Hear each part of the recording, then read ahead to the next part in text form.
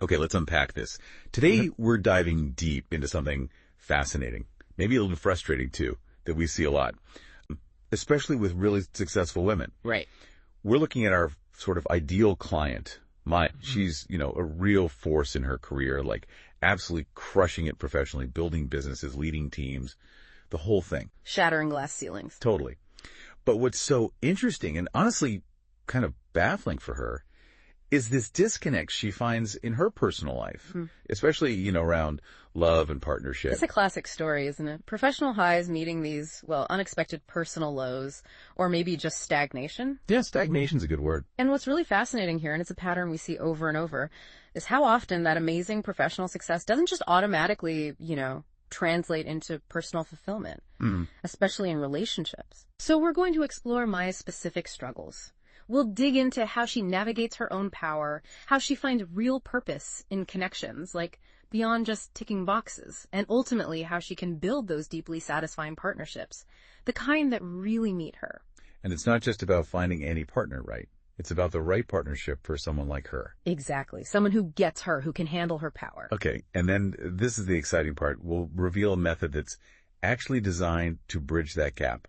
It's called the conscious polarity method. And it sounds like more than just another framework. It's described as this powerful kind of nuanced approach.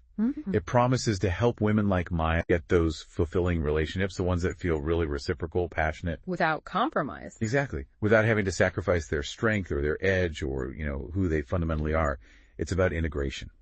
Which really brings up a big question, doesn't it? For you, listening, especially if my story hits home, can you really lead boldly, powerfully in your career? Yeah, be that boss. Be that boss. And still find a partner who meets you fully. Someone who leads with their own presence, their own purpose, without you feeling that constant need to, control everything in your love life. Because that's exhausting. Totally exhausting. But we really believe the answer is yes. A huge yes. And we're going to show you how by really digging into Maya's journey, her specific pain points, and the actual solutions this method offers. Okay, let's do it. Part 1. Maya's world power, purpose, and partnership. Let's get into it. So who is Maya, really? The picture painted is pretty vivid. And if you're listening, you might recognize yourself, or maybe someone you know, someone you admire. Definitely. She's not just successful, she's described as, successful driven. Typically 30s to 50s, someone running businesses or climbing the corporate ladder. We're talking CEO level, maybe top lawyer, lead engineer, scaling an amazing startup. Right. People who have honed this incredible capacity for focus, for getting things done, for strategy. Her professional life isn't just good. It's like a masterclass in competence. Precisely. Her career isn't just a job. It's proof of what she can do. She is highly competent, brilliant, driven, and emotionally self-aware. And that last part is key. The self-awareness. Yes. It's not just about hitting targets or getting promotions. It's this deep, internalized ability to understand herself, her environment, the people, which obviously serves her incredibly well professionally. She knows how to read a room, solve a problem, execute. Makes sense. And achieving that level often requires a lot of what we might call masculine energy. Now, just to be clear, when we say masculine or feminine, we're not talking gender stereotypes. Right. Not about being manly or womanly. Exactly. It's about energetic principles. So masculine energy here is about directness, purpose, logic, drive, strategy, action, the energy of doing, of leading. Maya's mastered this. She achieves goals through action, intellect, leading with presence and purpose at work. She makes things happen. Yeah. She sounds like the ultimate professional leader. Takes charge, has a vision, makes it real, gets results, delegates, inspires teams, executes complex stuff. Yeah, it's often more than a job. It feels like a calling, right? A place where she feels powerful, effective, aligned. Wholly aligned. But then, here's the twist. Despite all that mastery, her personal life, especially her love life, it's a different story. Often frustrating. B, the paradox of partnership, where professional power meets relationship puzzles. The paradox. Right. Despite all the success, Maya finds her love life stuck. The sources say she's often dating down or attracting unavailable or underwhelming men. That phrase, dating down. Yeah, and it's not just a one-off bad date. It's this pattern. It's bewildering. She meets guys who maybe lack the ambition, the drive, the emotional smarts, the sheer presence that she has.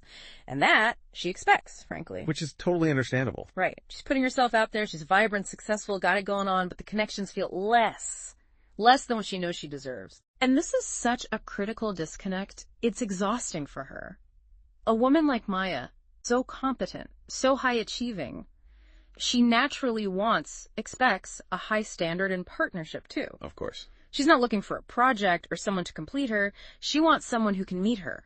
Intellectually, emotionally, energetically, a peer. A real partner. True equal. Yes. But she keeps finding men who just can't. And that leads to this deep disappointment, feeling let down again and again, and that feeling of always putting in one-sided effort. Ugh, the one-sided effort. Yeah, feeling like she's carrying the whole relationship, planning everything, initiating, driving it forward, just like she does at work. And it's not just who she attracts, is it? There's this other layer, this feeling she gets, or maybe feedback she receives, that she's too much. Oh, that one's painful. Right. Too strong, too successful. It's like the very things that make her amazing professionally and don't have roadblocks in love.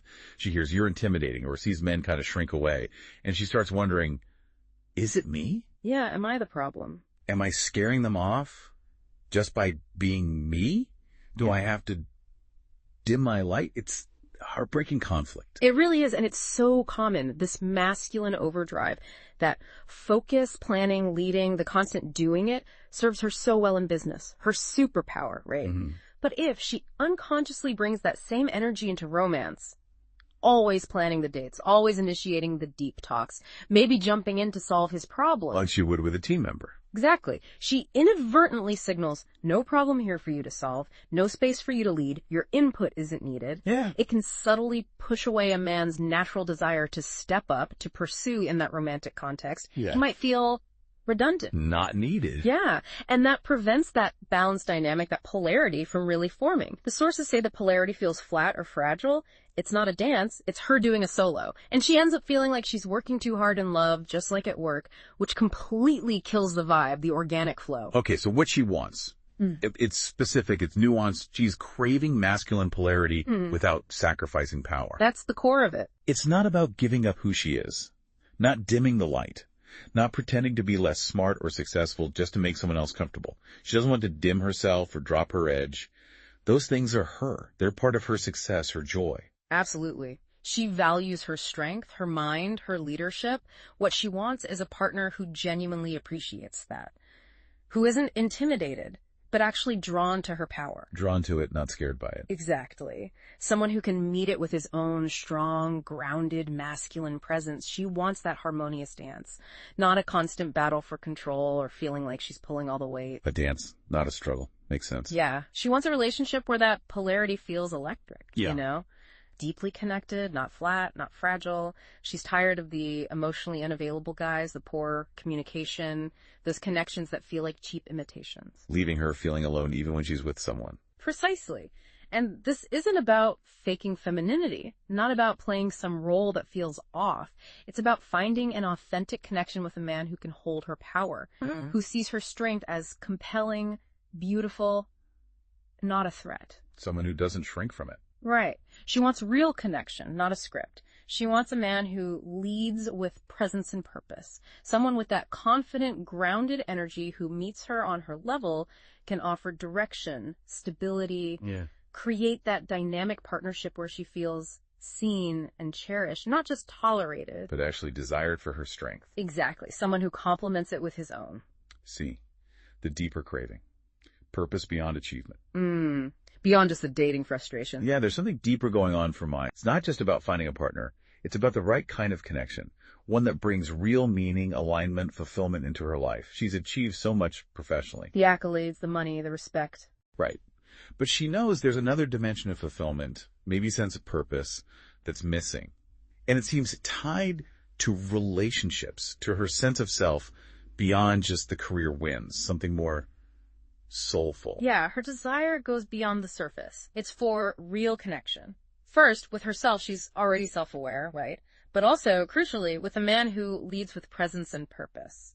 So it points to a deeper purpose in her relationships. Exactly. She wants partnership to mirror the depth and impact she has professionally, a connection that adds to her wholeness. She wants a relationship where she doesn't have to do everything, where she can actually relax sometimes, lean back, trust someone else's lead, without feeling like she's losing control or carrying everything. But not being passive. That's important. Not passive at all. It's about finding an authentic dynamic, one that feels natural, nourishing, not forced, not like another task on her list. It sounds like she wants to, metaphorically drop the armor she built up navigating her demanding career, where she had to be strong, decisive, maybe guarded. Yeah, the protective shell. But, and this is the key, without dropping her edge, keeping her brilliance, her drive, her strength, but also allowing for vulnerability, for genuine intimacy. It's like, can I be soft and strong in love? That is the core of her journey, integrating that formidable professional power with a new understanding of relational purpose. The sources say she wants to come home to her body. What does that mean exactly? It sounds like reconnecting with intuition, emotions, that receptive part of herself that maybe got overshadowed by all the doing. She wants to relearn the dance of intimacy, moving from intellectual control to something more fluid, organic, magnetic. Less analyzing, more feeling. Kind of. And crucially, she wants to stop outsourcing her love life to fate. Ooh, I like taking responsibility. Big time. No more waiting around or blaming bad luck. It's about embracing her agency, cultivating an internal alignment that then naturally leads to those deeper connections externally. Recognizing that her outward success needs an inner match. So she attracts the right relationships naturally. Through resonance, not force. Attracting connections that truly nourish her soul, not just add stress. An internal shift, creating an external reality. Okay, that makes a lot of sense. Powerful stuff. It is. Part 2, the magic method, the conscious polarity method, and its transformative journey. All right, the solution part. Yes. So Maya's big-ass problem, as the source calls it. It's clear now. How does this powerful, successful woman find relationships that honor his strength, but also allow for connection, intimacy, maybe even masculine leadership? How does she stop dating down or feeling stuck in overdrive? This is where the conscious polarity method comes in. Developed specifically for these challenges, a roadmap out of that paradox. And what's really unique about it, as the material points out, is how it's positioned. It makes a point of saying it's not another female relationship coach regurgitating feminine energy content. Okay, that's a bold claim. Why is that important for Maya? Because someone like Maya, smart, discerning, probably tired of generic advice. Maybe even a little cynical about some of it? Exactly. She doesn't want to be told to just be softer or play games. This method offers something different. A masculine guide who understands emotional nuance. Someone who's apparently lived this dynamic successfully. So, like a translator of male psychology. That's how they frame it. Getting insights from a different perspective, maybe one that understands the masculine side of the polarity equation more intuitively. The end goal is clear. Move from attracting unavailable or underwhelming men to experiencing deeply fulfilling masculine-led relationships. It's a whole transformation. Okay. Getting insights from, like, the other side, you can see the appeal. Let's unpack the framework itself, the conscious polarity method. It's a 5-step process designed to help women attract, connect with, and keep masculine men. And the key promise. Right, the key. Without shrinking your power or pretending to be someone you're not. That directly hits Maya's core fear. Each step seems designed to build on her strengths, not diminish them. Let's break it down. Yay, step 1. Yeah. Reveal discovering unconscious patterns. The starting point. The first step, reveal. The core idea. Identify the masculine-feminine pattern you've been stuck in. For Maya, this must be huge. Like turning on a light, moving past blaming luck or feeling she's too much, looking at the deeper stuff. Exactly. It's about radical clarity. Helping her see the unconscious patterns, the dynamics running the show behind the scenes, instead of just feeling disappointed or like she's doing all the work. She sees why. She sees why she keeps attracting certain types of men, and it's not about blame, it's understanding. Maybe she sees, oh wow, in my drive to succeed, I have been taking the lead on everything, in dating, planning, initiating. That masculine overdrive spilling over. Right. And while it's efficient, it might unconsciously signal your leadership isn't needed here, leaving no space for him to step up. Reveal helps her see her current patterns, how they serve her, how they hinder her, connecting the dots between work habits and relationship frustrations. The invisible scripts. Okay, awareness is the first step. Makes sense. Crucial. B, step 2. reframe shifting beliefs about power, men, and polarity. Then comes the shift. Right. Once she sees the pattern, how does she change the thinking? Step 2. Reframe. Focuses on shifting outdated beliefs about men, relationships, and control. This feels critical for Maya. She's likely got some ingrained narratives, right? Oh, absolutely. Successful women often internalize that their success is intimidating. Or maybe, like in her career, she feels she has to control things to make them work. These beliefs can be like invisible handcuffs. Limiting her options, her experiences. Totally. So Reflame directly challenges that belief that her power is a liability in love. It reframes power in relationships. It's not about dominance or control. But about self-possession, inner strength. Exactly. Confidence that actually allows for intimacy, for give and take. It helps her decode male psychology differently, moving past assumptions, past hurts, old myths, cultivating a more empowering view. So instead of thinking, I have to control things because guys are unreliable. Yeah, that anxious thought. She shifts to something like, I can trust a partner's presence and leadership while still holding my standards because my power is actually magnetic, not intimidating. Flipping the script internally. Completely. Changing the narrative that holds her back. Opening her up to new possibilities, letting her true self shine without apology. That reframing is vital to stop attracting those underwhelming guys. Okay, so reveal is seeing it. Reframe is changing the thinking around it. What's next? C, step 3. Resonate, cultivating magnetic energy and emotional self-leadership. Step 3. Resonate. Core concept. Align your energy with what you actually desire. Build inner polarity plus self-trust. This sounds deeper, more internal, like that come home to your body idea. Not just thinking, but feeling different. Yes, this is where it gets more embodied. It's where Maya learns to soften into intimacy without giving up her standards, strength, or self-respect. Soften without losing her edge. Precisely. Professionally, she leads with that direct, decisive doing energy, her masculine polarity. Here, she cultivates her inner polarity, balancing the doing with a more receptive, emotionally tuned presence, leaning into her feminine energy. And again, not fake femininity. Not at all. It's authentic, receptivity, flow, intuition, emotional expression, a magnetic presence that invites connection, allows others to give, to lead. She builds deep self-trust, allowing her to drop the armor. Those protective walls. Yeah. While strategically keeping her edge, her brilliance, drive, independence, she becomes the woman who naturally invites devotion through who she is, her energy, not by force or chasing it. Like becoming the lighthouse. Yeah. Radiating the energy. That's a great analogy. Becoming the lighthouse that naturally draws in the ships she wants instead of frantically sailing out to find them. It's internal alignment, creating external magnetism, drawing in the right connections organically. Wow. Okay. So reveal, reframe, resonate. What's step 4? D, step 4. Relate, mastering communication that invites devotion. Relate. Focus. Mastering communication that invites devotion. Communicate boundaries, needs, and desires powerfully. Communication, always a big one. Especially if Maya's been dealing with poor communication or unavailable men. Right. And her professional style, direct, logical, solution-focused, here's the problem, let's fix it, might not always land right in romance. Often doesn't. So this step goes beyond generic tips. It teaches highly effective strategies for connection, not distance. A key shift. Express instead of explain. Express instead of explain. Tell me more. In business, she explains, justifies, gives rationale. If she does that constantly in romance, explaining her feelings endlessly, explaining what she needs him to do, it can feel like lecturing. It can diminish his initiative. Makes feel managed. Exactly. Instead, she learns clear, concise, emotionally grounded communication. It invites him to step up, understand, lead with his solutions. So instead of explaining why she's tired and listing everything, She might say. I'm feeling really depleted and I would love some support tonight. Simple, clear expression. It invites him into that supportive role. Ah, I see the difference. It's an invitation, not a demand or a lecture. Precisely. And crucially, this step teaches setting boundaries that inspire devotion, not distance. These aren't walls to push people away. They're clear, compassionate markers of self-respect. How does that inspire devotion? When a woman clearly, calmly communicates her boundaries, respecting herself and him, it signals her value. It builds trust. It shows she knows her worth.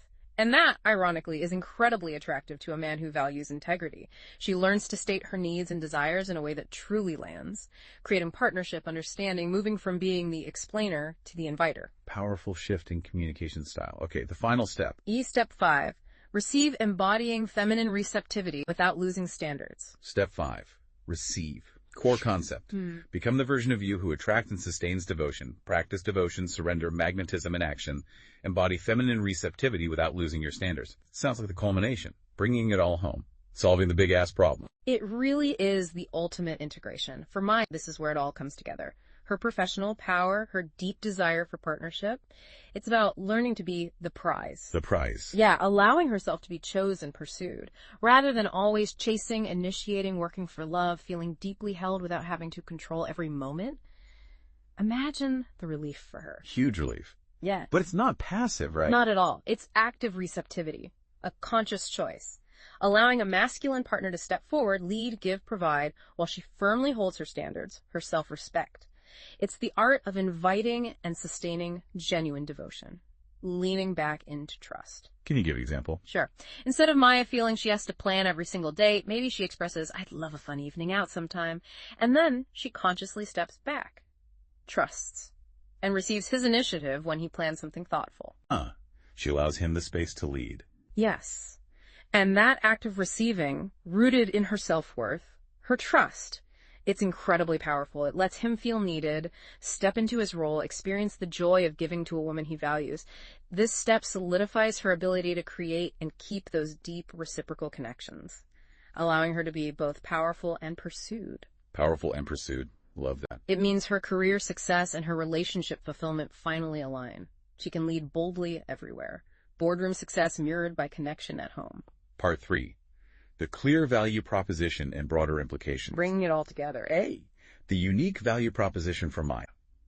Beyond generic advice. Yeah, the value here is really clear. It seems very clear. This isn't just generic stuff you'd find anywhere. It feels custom fit for Maya. For that high-achieving woman, it speaks her language, acknowledges her specific challenges. No, it's highly specific. And that angle of the masculine guide who understands emotional nuance, that translator, that's key. Yeah. Because Maya's likely been burned by advice that felt, simplistic, disempowering. Like being told to just be less. Exactly. This method explicitly says it's not about fixing yourself, being more feminine, or changing who you are to be loved. That's huge.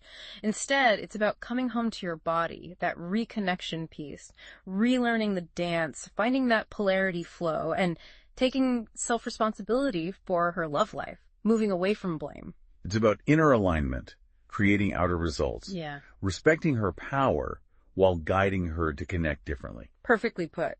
So this magic method, it offers her a real path, a way to get those deeply fulfilling masculine-led relationships, transforming her experience from attracting the wrong guys to finding true devoted partnership. It's a whole new paradigm. A paradigm shift that honors all of who she is. B, solving the big-ass problem, integrating power, purpose, and partnership holistically. And connecting it back to that big-ass problem. It really is about integration, isn't it? Yeah. Maya's this powerhouse, achieved so much, but felt that disconnect between professional success and personal fulfillment. Her power felt almost opposed to her longing for connection. This method shows her how to use her self-awareness, her drive, the very things that made her successful to create the love life she wants. Harmonizing those parts of herself. Exactly, bringing them into a cohesive whole.